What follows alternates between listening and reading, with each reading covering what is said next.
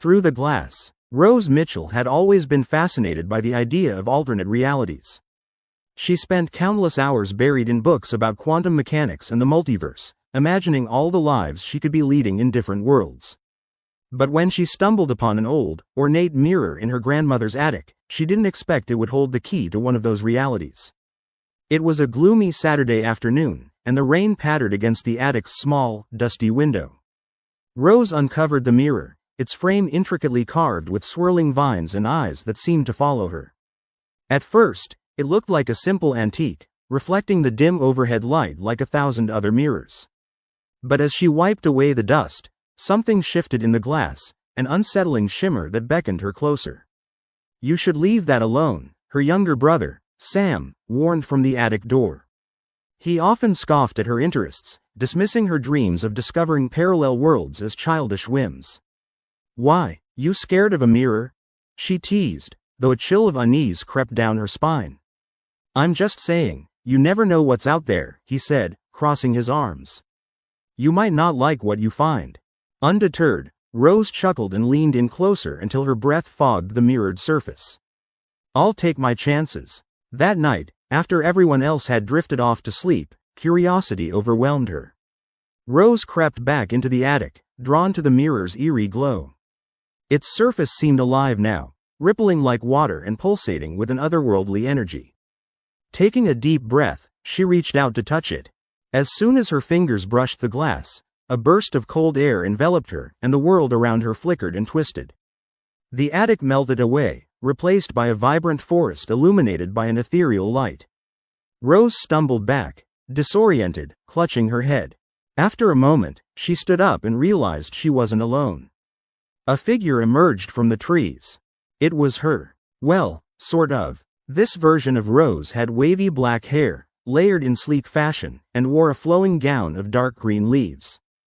The two Roses locked eyes, and a strange connection sparked between them.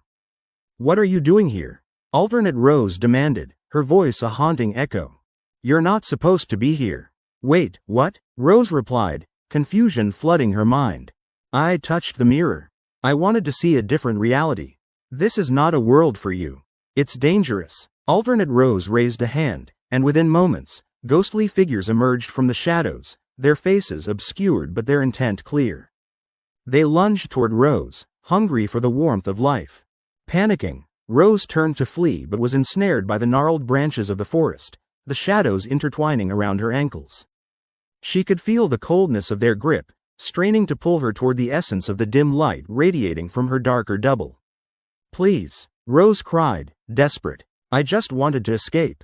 I wanted to see what else was out there." "Escape?" The other Rose's voice darkened with bitterness. "You think this life is better? You have no idea what you're asking for. This world will consume you." Rose felt their fingers brushing coldly against her skin, tugging at her sanity.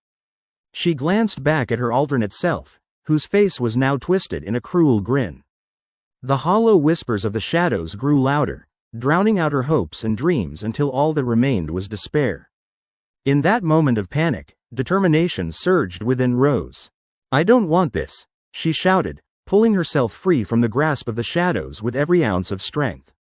She darted deeper into the forest, the ghostly figures closing in, but she didn't stop. Instead, she turned, running. Finally, she spotted the mirror, a shimmering portal back to her own reality. She was about to leap through when she heard an anguished scream, "You can't leave me here." Rose hesitated, looking back to see her alternate self in torment, pinned by the dark figures. Each visage was grotesque, their eyes filled with insatiable hunger. But she could sense that deep down, the other Rose was desperate, much like her. "Join me," her dark double pleaded, tears rolling down her cheeks. "You can help me escape. Together, we can break free from this cursed fate." But Rose realized that what lay on the other side of the mirror was beckoning her with warmth and familiarity, a place without weakness. "I can't," she yelled, making her decision in that split second. "I won't be like you." With those words, she leapt back into the mirror, barreling through the cool surface and landing hard on the attic floor, gasping for breath. The mirror behind her shimmered and settled, the figure inside fading into nothingness. Exhausted, she crawled away from the mirror, closing her eyes tightly.